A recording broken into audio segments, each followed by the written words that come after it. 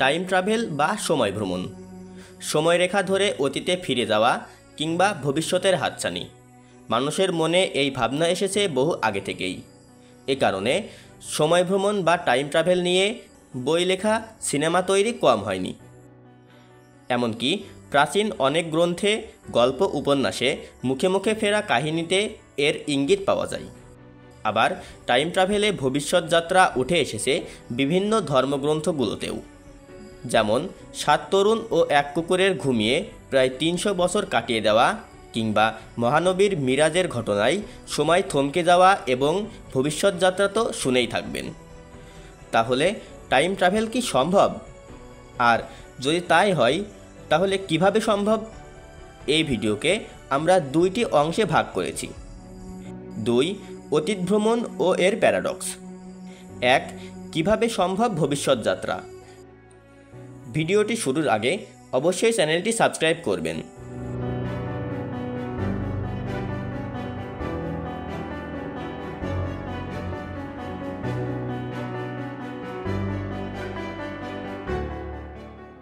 দুই, অতীত ভ্রমণ ও এর প্যারাডক্স।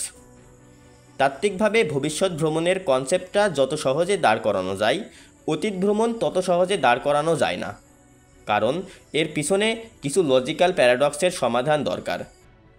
তবে যতই ঝামেলা হোক, অতীত বা ভবিষ্যতে যাওয়ার ইচ্ছা মানুষের বহু পুরনো।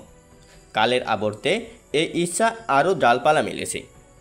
তবু এখনও অতীত ভ্রমণকে কেউই জোর গলায় সম্ভব বলবেন না। এর পিছনে সবচেয়ে প্রধান বাধাটি হলো গ্র্যান্ডফাদার প্যারাডক্স। প্রথমে গ্র্যান্ডফাদার প্যারাডক্স বুঝে নেওয়া যাক। মনে করেন আপনি টাইম ট্রাভেলে অতীতে গেলেন, পৌঁছালেন আপনার দাদার শৈশবে। আপনার দাদাকে আপনি হত্যা করলেন, ফলে দাদাকে মেরে নিজের বাবার জন্মটা ঠেকিয়ে দিলেন। তাহলে আপনি এলেন কোথা থেকে? কিন্তু আপনি তো দিব্যি আছেন। তা না হলে তো টাইম ট্রাভেলে অতীতে যেতে পারতেন না। এই সমস্যাকে বলা হয় গ্র্যান্ডফাদার প্যারাডক্স। এই প্যারাডক্সের সমাধান ছাড়া অতীত ভ্রমণ সম্ভব না। তবে যুক্তরাষ্ট্রের টেনেসির ভ্যান্ডারবিল্ট বিশ্ববিদ্যালয়ের পদার্থবিদ ও এই গবেষণার পরিচালক লরেঞ্জো গ্যাভেসিনো দাবি করেছেন, গ্র্যান্ডফাদার প্যারাডক্স সমাধান করে তাত্ত্বিকভাবে টাইম ট্রাভেল সম্ভব।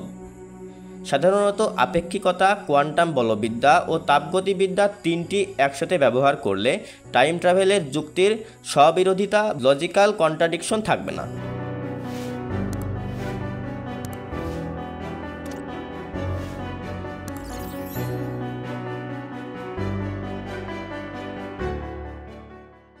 এক, কিভাবে সম্ভব ভবিষ্যৎ ভ্রমণ? হ্যাঁ, তাত্ত্বিকভাবে ভবিষ্যৎ ভ্রমণ সম্ভব। অতীত ভ্রমণের মতো এখানে তেমন কোনো জটিল প্যারাডক্স নেই। আইনস্টাইনের তত্ত্বের মাধ্যমে ভবিষ্যৎ ভ্রমণ সম্ভব বলে দেখা গেছে, বিশেষ করে তার আপেক্ষিকতা তত্ত্ব বা থিওরি অফ রিলেটিভিটি। এই তত্ত্বের 2টি অংশ আছে। এক, বিশেষ আপেক্ষিকতার তত্ত্ব। এই তত্ত্বে আইনস্টাইন দেখান যে সময় ও স্থান অপরিবর্তনীয় নয়, বরং আপেক্ষিক।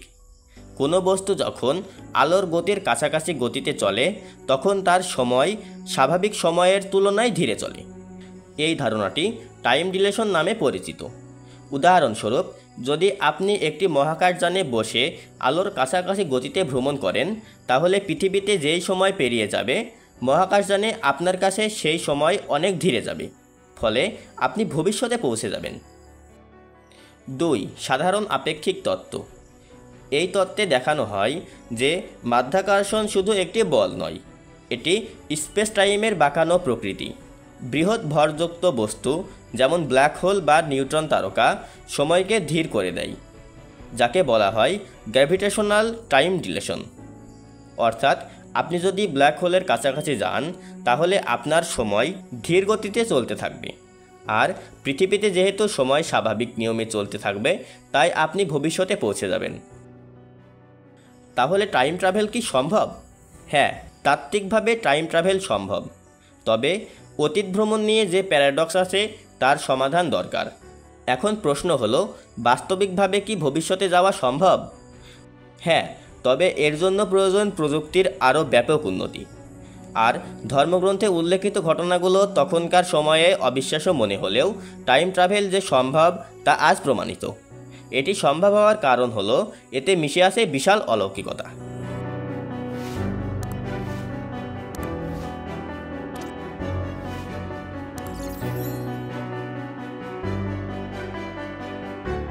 ভিডিওটি ভালো লাগলে অবশ্যই চ্যানেলটি সাবস্ক্রাইব করবেন। ধন্যবাদ।